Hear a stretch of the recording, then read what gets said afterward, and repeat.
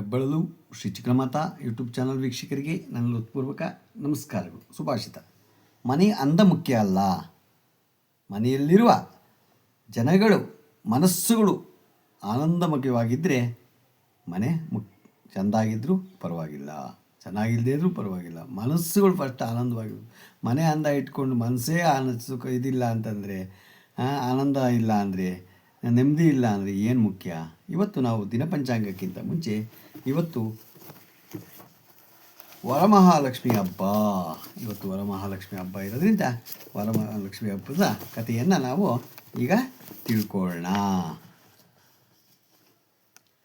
ಪೂರ್ವದಲ್ಲಿ ಸತ್ಯಲೋಕದಲ್ಲಿ ವಾಸ ಮಾಡುತ್ತಲಿದ್ದ ಸನಕಾದಿ ಮಹಾಋಷಿಗಳು ಸೂತಪುರಾಣಿಕರನ್ನು ಕುರಿತು ಲೋಕದಲ್ಲಿ ಅತ್ಯುತ್ತಮವಾದ ವ್ರತವನ್ನು ನಮಗೆ ತಿಳಿಸಬೇಕೆಂದು ಕೇಳಿಕೊಂಡರು. ಆಗ ಸೂತಪುರಾಣಿಕರು ಹೇಳುತ್ತಾರೆ: ಸನಕಾದಿಗಳೇ ಕೇಳಿ, ಲೋಕದಲ್ಲಿ ಮನುಷ್ಯರಿಗೆ ಸಕಲ ಸಂಪತ್ ವ್ರತವನ್ನು ಪುತ್ರ ಪೌತ್ರಾದಿಗಳನ್ನು ಉಂಟು ಮಾಡತಕ್ಕ ಉತ್ತಮೋತ್ತಮವಾದ ಒಂದು ವ್ರತವುಂಟು. ಅದನ್ನು ಈಗ ನಿಮಗೆ ಹೇಳುತ್ತೇನೆ. ಶಿವನು ವಾಸ ಮಾಡತಕ್ಕ ಕೈಲಾಸ ಶಿಖರವು ಬಹಳ ಮನೋಹರವಾಗಿಯೂ ಪ್ರಮತಾದಿಗಳಿಗೆ ಅವಾಸ್ಥಾನವಾಗಿಯೂ ಇವೆ.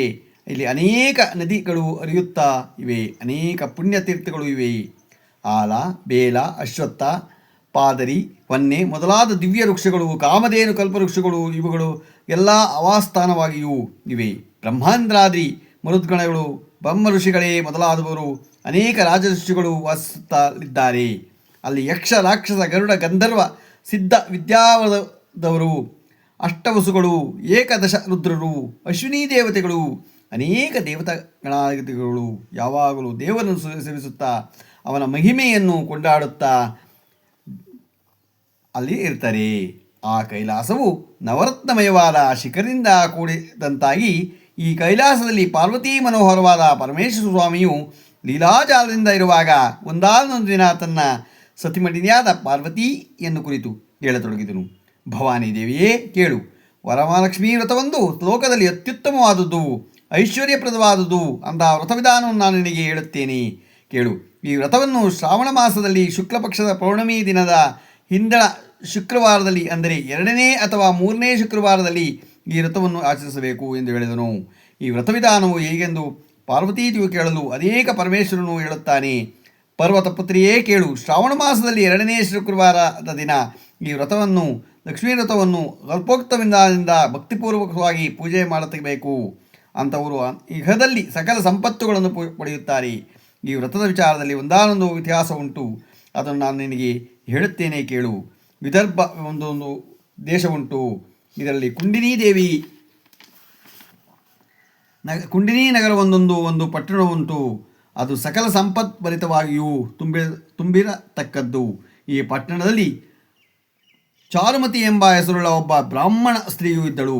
ಆಕೆಯು ಪತಿವ್ರತ ಶಿರೋಮಣಿಯಾಗಿದ್ದರೂ ದಾರಿದ್ರ್ಯ ದೋಷದಿಂದ ಪೀಡಿಸಲ್ಪಟ್ಟಿದ್ದರೂ ಸ್ವಲ್ಪವೂ ಕೋಪವಿಲ್ಲದೆ ಪತಿ ಶುಶ್ರೂಷೆಯನ್ನು ಅತ್ಯಂತ ಆದರವುಳ್ಳವಳಾಗಿ, ಗಂಡನ ಮನಸ್ಸಿಗೆ ಸ್ವಲ್ಪವಾದರೂ ವ್ಯತಿಯುಂಟಾಗದಂತೆ ಸವಿನುಡಿಗಳಿಂದ ಕೂಡಿ ಸಕಲ ಪ್ರಾಣಿಗಳಿಗೂ ಪ್ರಿಯವಾಗಿದ್ದಳು.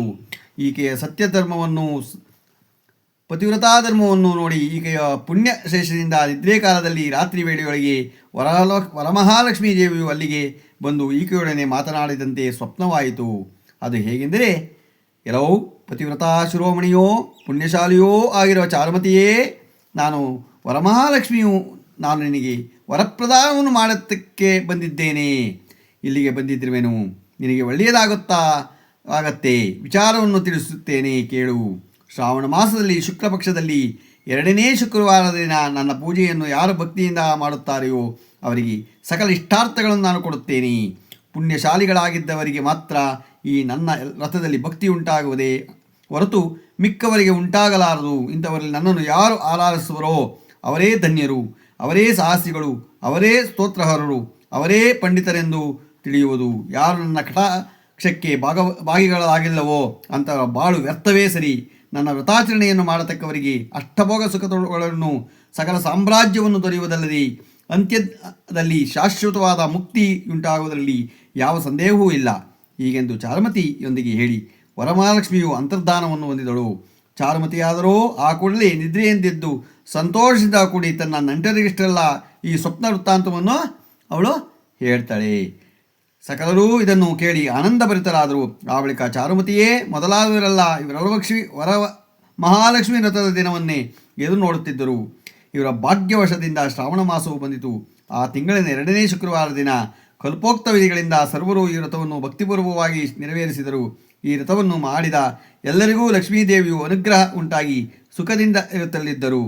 ವರಮಹಾಲಕ್ಷ್ಮೀದೇವಿಯು ಅನುಗ್ರಹಕ್ಕೆ ಪಾತ್ರಳಾದ ಚಾರುಮತಿಯಾದರು.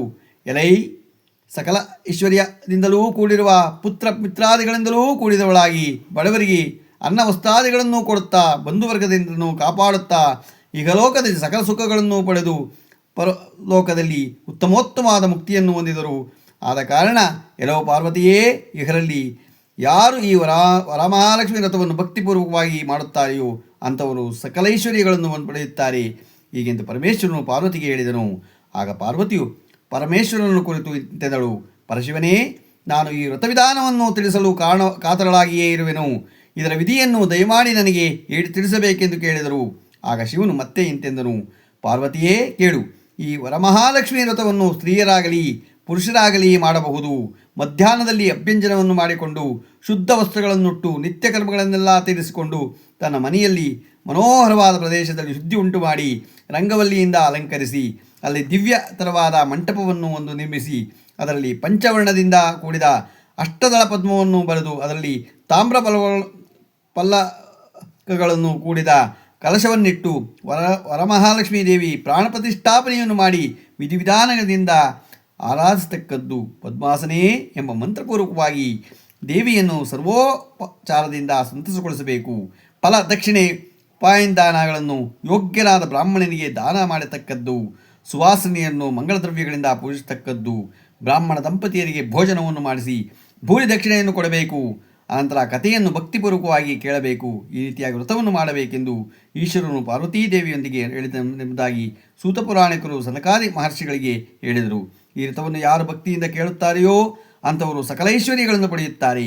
ಈ ಕಥೆಯನ್ನು ಯಾರು ಹೇಳುತ್ತಾರೆಯೋ, ಯಾರು ದಿನ ಕೇಳುತ್ತಾರೆಯೋ ಅವರಿಗೆ ದಾರಿದ್ರ್ಯವೆಂಬುದು ಧ್ವಂಸವಾಗಿ ಅಂತ್ಯದಲ್ಲಿ ಶಾಶ್ವತವಾದ ಮುಕ್ತಿಯ ಸುಖವನ್ನು ಪಡೆಯುತ್ತಾರೆ ಎನ್ನುವ ಭವಿಷ್ಯೋತ್ತರ ಪುರಾಣೋತ್ತರವಾದ ವರಮಹಾಲಕ್ಷ್ಮಿ ವ್ರತವು ಇಲ್ಲಿಗೆ ಸಂಪೂರ್ಣ ಆಗುತ್ತೆ. ಗೊತ್ತಾಯ್ತಾ? ನಾವು ಯಾವತ್ತೇ ಆಗಲಿ ನಮ್ಮ ಲಕ್ಷ್ಮಿ ಯಾರಿಗೆ ಬೇಡ, ಎಲ್ಲರಿಗೂ ಬೇಕು. ಆದರೆ ಭಕ್ತಿಪೂರ್ವಕವಾಗಿ ನಾವು ಪೂಜೆ ಮಾಡಿದ್ರೆ ಮಾತ್ರ ಲಕ್ಷ್ಮಿ ನಮಗೆ ಒಲಿತಾಳೆ, ಇಲ್ಲ ಅಂದರೆ ನಮಗೆ ಒಲಿಯಲ್ಲ ಅಲ್ವಾ? ಲಕ್ಷ್ಮಿ ಭಕ್ತಿಪೂರ್ವಕ ಪೂಜೆ ಮಾಡಿದ್ರೆ ಮಾತ್ರ ಒಲಿಯೋದು. ಭಕ್ತಿಪೂರ್ವಕವಾಗಿ ಪೂಜೆ ಮಾಡಿ ವರಮಹಾಲಕ್ಷ್ಮಿಯಿಂದ ಒಂದು ಶುಕ್ರವಾರ ಮಾಡಿಬಿಟ್ಬಿಟ್ರಾಗಲ್ಲ. ಪ್ರತಿದಿನ ನಾವು ಕಥೆನ ಕೇಳಿಬಿಟ್ಟು ಪೂಜೆ ಮಾಡಿ ಮನೆಯಲ್ಲಿ ಲಕ್ಷ್ಮೀದೇವಿಯನ್ನು ಕೇಳ್ಕೊಳ್ಳಿ. ಏನು ಬೇಕು ನಮ್ಗೆ ಕೊಡೋ ತಾಯಿ ಅಂತ ಕೊಡ್ತಾಳೆ. ಅದನ್ನು ಇವತ್ತು ನಾವು ದಿನಪಂಚಾಂಗವನ್ನು ನಾವು ತಿಳ್ಕೊಳ್ಳೋಣ.